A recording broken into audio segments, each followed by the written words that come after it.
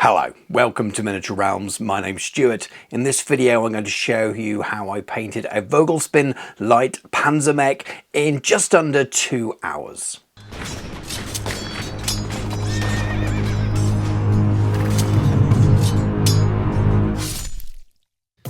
Miniature Realms is proudly sponsored by Counter-Attack Bases. They stock a wide range of counters, gaming aids and movement trays for multiple game systems and offer custom items to suit your club or even your podcast or YouTube channel. Check out the link in the video description. Very recently, Warlord Games very kindly sent me a number of the miniatures from the new Konflikt 47 starter set that is going to be out shortly. If you'd like to see a review of those miniatures, you can have a little look. That includes the topic of today's video. And I've put on the thumbnail, I've mentioned right at the beginning that I painted it in just under 2 hours. That's not a promise that if you copy it, you'll be able to paint it in under 2 hours. Obviously, I do a lot of painting. That's mostly what I do on the channel.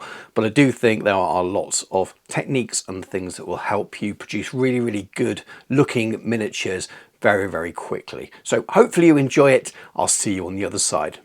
So here is the beast in all its studio paint job glory. I don't think I'm quite going to match that, but we'll have something that looks pretty cool today. It's primed black.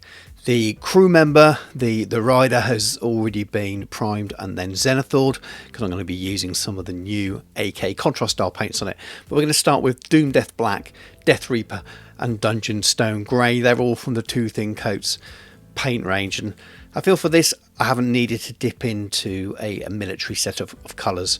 We're going for something that's an extremely dull dark grey, and I can use this nice little triad that's designed to work together to basically layer up from that black all the way to a slightly lighter grey on the edges of some armour panels. So with a nice even black all over, and I did start with a primed black, but I thought I'd just touch it up and even it out with the Doom Death Black, and it works so well with these other paints. You could skip that stage completely if you're happy with your prime, and now I've moved on to that mid-tone, and what I'm doing here is leaving a lot of black in the recesses, but giving it a little bit of a dusting overall, focusing on a panel at a time where I can, not obviously trying to keep it exactly within the panel, but sometimes it's nice to have a little bit of shadow underneath a panel around the edge of a door or something like that. And it just starts to lift it slightly, starts to give you a slight highlight to your black rather than making it look quite so flat. You may just be able to see there the slight difference between the turret and the main body of the walker here with that first layer of grey. It's always hard to show how to paint blacks and whites on camera because the lighting just bleaches it out or leaves it all in the shadows, and I really want to show you what I'm doing, and I want to make sure that you can see what these sort of subtle layers with the airbrush, and the airbrush is what's given me the ability to do this. I know that everyone watching this tutorial will have an airbrush. Again, you could probably skip all of the airbrushing stages and go with a nice real dull grey or black from a rattle can and then copy all of the weathering techniques afterwards. You'll notice when I've got onto this final, the lightest grey, I'm just focusing towards the edges of some panels, turning the miniature around to make sure that the overspray is going away from the miniature where I can, leaving that nice transition from the black in some places to the lighter, just where it might catch along a hard edge. Now you can use a bit of card sometimes and mask off, but again, I'm trying to do this quite quickly. I set myself a target of miniature complete within 2 hours, which I managed, and that includes with filming, which slows me down a little bit because I'm pressing stop and record, and I'm adjusting the camera to make sure it's in shot. I often like to focus along the bottom of larger panels like this, and it's almost opposite to where the light would work, but when the miniature is a little bit wider at the bottom, it just gives a really nice effect. Or focusing within a door panel, leaving areas of shadow where there would be light, but on a miniature at this scale you need to accentuate it, you need to make it almost cartoonesque at times, which stands out on the tabletop, and we can be a bit more bold then and have a little bit of artistic license about our light placement.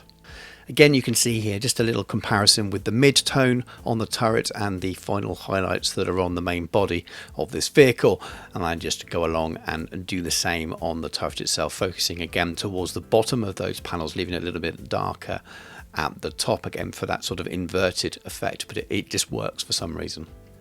That's all the airbrushing finished and the finished armor. And like I said, if you've gone with this with a rattle can, everything that's after this you can do without an airbrush. This is a little bit of gloss varnish, and I actually brushed this on just on two sides of the panel so I can apply some decals. Now I'm using Microsol and Microset here. I'm not going to go into any great detail about the method around it, but one helps you stick it to the miniature and the other one sort of blends the decal in a little bit. I have done a tutorial on that. I'll try and remember to put a link into that. The decals I'm using are actually from an Imperial Guard 40k sheet that I had. I didn't get the decal sheets with the early review stuff that Warlord has sent out. I thought these were suitably gothic enough in their styling of the lettering of the font. And then afterwards a little bit of matte varnish, thin slightly over the whole miniature. Not only will that seal in those decals, it will also protect the paint a little bit from the weathering that I'm going to use. I'm going to be using some oils and enamels and things later on. This is Dwarven Iron from Tooth & Coats. We can use any metallic that's in that sort of slightly lighter than the sort of the darkest gunmetal, so a medium style metallics. I've got on a dry palette here, and I've got a brush that's relatively flat in one way. It doesn't matter too much. The main thing is having next to nothing on my brush. I want to leave this just on the edges of the armor panels and pick up the rivets without streaking all over the flat panels and ruining all that nice airbrushing. So it does take a little bit of practice to make sure that you've got absolutely no paint left on that brush, but once you do it, it really picks out those edges, gives you loads and loads of definition, but also makes it look a little bit worn. Just the way a unit like this, like a big walker or a big tank, if you're doing that, will get worn away paint at the edges, and it just makes it look weathered, makes it look cool. Gives you an easy option compared to doing edge highlighting. I just think it works all around when you're painting armor like this. You can see I'm deliberately trying to catch the sharp edges of the armor and work in the direction of that armor top to bottom where I can. So if there are any streaks, they tend to go in one direction. Sometimes on vehicles like tanks or something like that, you can do it at a direction that they would be traveling in as well. So if you get scratch marks and anything that looks like that goes onto the flat panel, then again it looks like it should be here, but this is working quite well for what I need. I go around and catch all the edges on the legs as well, and a little bit underneath, so you don't have too much flat colour at all. You've either got the transition with the airbrush, or you've got a little bit of a light bit of metal showing through on any of the worn edges. Now at this stage it looks pretty cool, and you can play with it like this, but I'm going to weather it. But first of all, let's paint that crewman, and we're using German grey. This is one of the new AK Quick Gen, so their own version of contrast style paint, but these are the military colours, and I've recently reviewed those using some of the miniatures from this new Konflikt 47 range. I painted a Firefly and went through all of the colours in the sets that they sent me. Again, I'll try and pop a link into this now. It's a very recent video, so you should be able to find it fairly easily here, but I'm just using the German set for this, obviously. So we got the grey, the German field grey, and the black as well. I did find with this I wanted to do a couple of coats. It doesn't flow quite as well as some of the quick paints out there, but I put this on my wet palette, which helped it flow a little bit. That little bit of extra moisture made a big difference.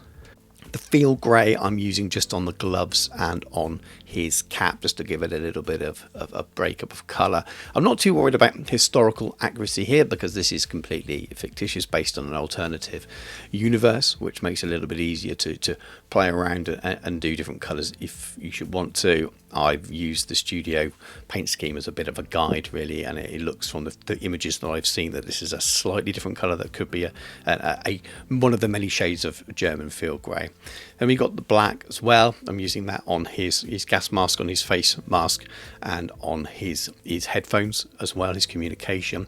Again, black on the studio paint job. I thought it looked good, and I'm using that here as well.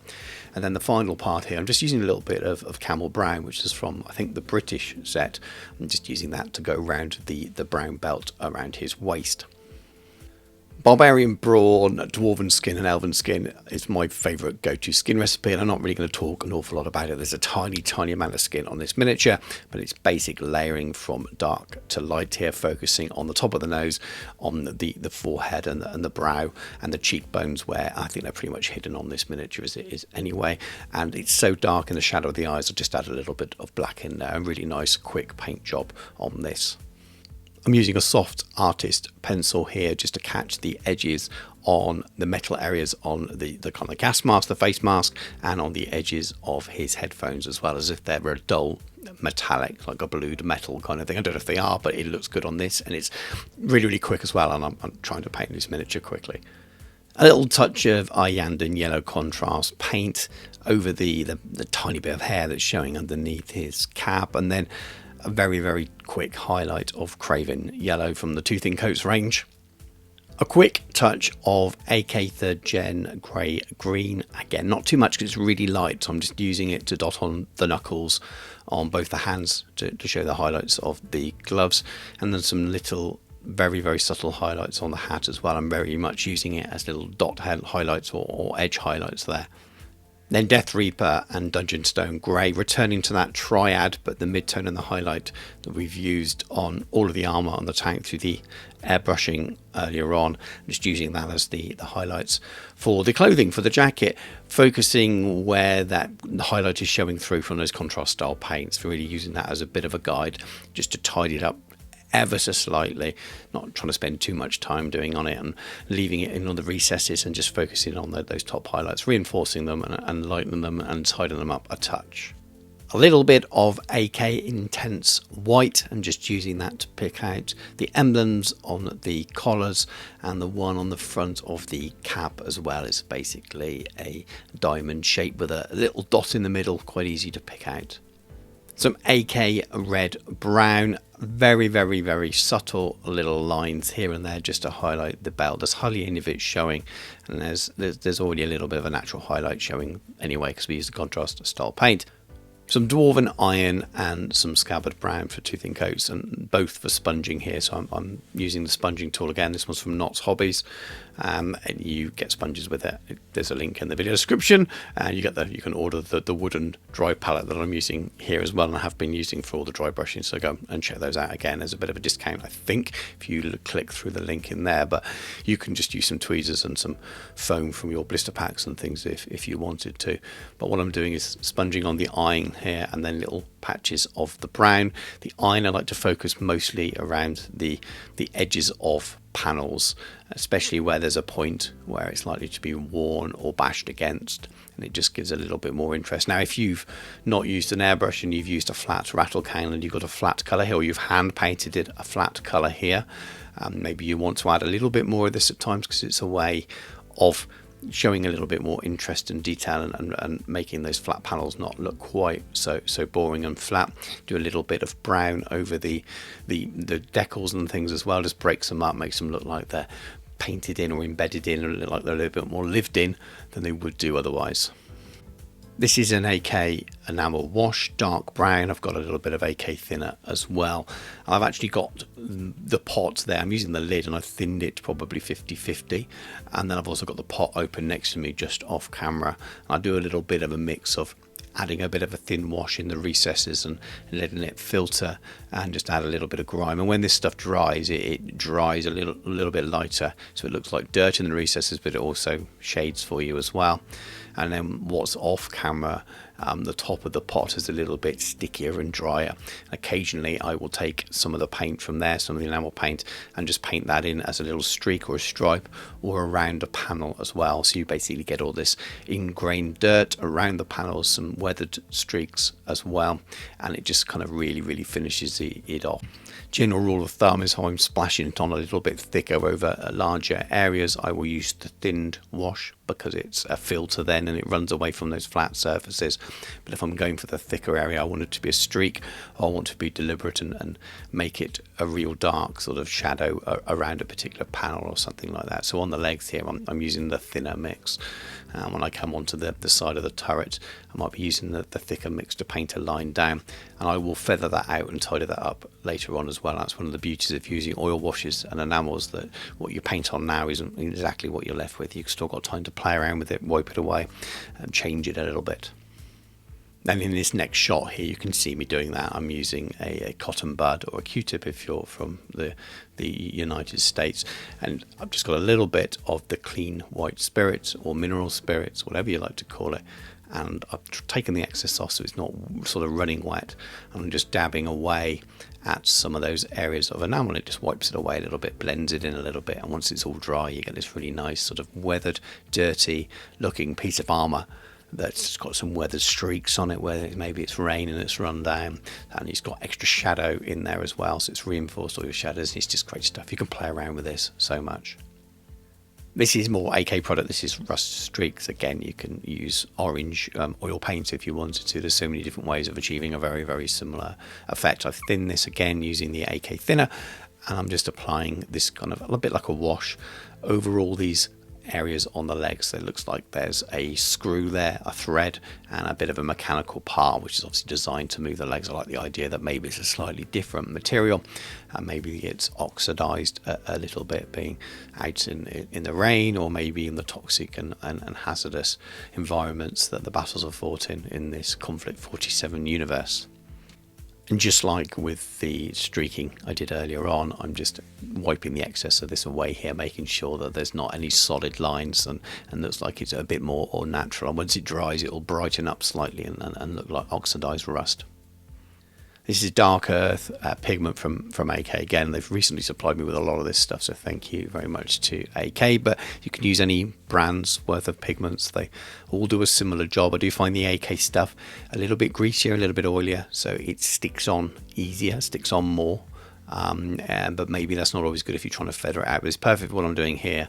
I just want the bottom of those spider-like feet to look like they've been sinking in to dry mud quite a lot. And you could make a wash up here with mineral spirits and apply it, but I find just brushing it on dry, it sticks into the detail, which is what I wanted. And the AK stuff really stains. You find it doesn't really rub off afterwards. It's quite cool for that. So that's why I'm just brushing it on dry like this. And this is some European mud from Vallejo. I still love this stuff. I haven't found anything quite the same with AK yet. They got lots of mud splatters and more stuff they've actually sent me to try. But this is more of something that when it dries, it looks a little bit drier, and as you apply it very, very heavily. And it's a perfect colour match from what I've just been adding there. So I'm sticking with what I know for this particular miniature, but I'm sure I'll try other things. It's quite fibrous as well, so if you go for a big lump, it will look like a big lump. But I'm just adding it over where I've brushed on all that dry pigment, and it just looks like the odd little chunk of mud has come up and dried on with it as well, which I think looks pretty cool. And that's it all finished, and just under the 2-hour mark, about 1 hour 55. But let's have a look at some proper pictures. This was definitely the favourite, or my favourite, of the miniatures that they sent me. My favourite from the starter set. I like this Walker more than I do the US one. Something quite grim and sinister about it, and I think what is essentially a black mechanical spider is always going to give you those kind of feelings, and it was fun doing this kind of armour. If I was doing World War II, I probably would have stayed away from this kind of armour colour. That wouldn't have been what I would go for the obvious historical connections with that. And I don't mind painting World War II Germans, by the way. It's just for my own personal collection. It's something that I've never quite felt I wanted to, but this being fictional definitely means that it's nice to paint them as the baddies that they really were. And it's definitely got that comic book feel to it as well, almost Marvel-esque Germans, and I quite like that. And it's fun to paint like that, and hopefully you can see that even from painting something as a black grey armour, you can actually get quite a lot of tone in there, but still be very, very quick and simple with it as well. And I think it will look pretty striking on the tabletop as well. So you'll have to let me know what you think in the comments. Thank you very much for watching. Hope you enjoyed the video and have picked up a few things along the way. It's an incredibly simple paint job, and I wanted to keep it that way. Yes, I used an airbrush, and not everyone has an airbrush available, but that's just the way it is, and it's the best way for me to paint armor. And if you don't have an airbrush, then I appreciate that. You won't be able to copy lots of the things on this video. Hopefully you'll be able to look at some of the weathering techniques, those kind of things you can definitely use if you're only using rattle cans, and many of those would have worked very, very nicely over a black prime, and you can get something looking pretty cool and even quicker than I've painted it here. And if you are thinking about getting an airbrush, I really, really do recommend it. There's lots of affordable options out there. I use lots of different brands, one of them being Galleria. There's a link down in the video description, and you get a little bit of money off if you order through there, most of the time on their website. So do go and check that out. But there is a 10% discount code next to that link. So if you do buy from Galleria via that link, make sure you use it. If you'd like to help me out on the channel, please do check out all the other links in the video description, including my Patreon. That really is the best way you can support me. And there's lots of different tiers on there,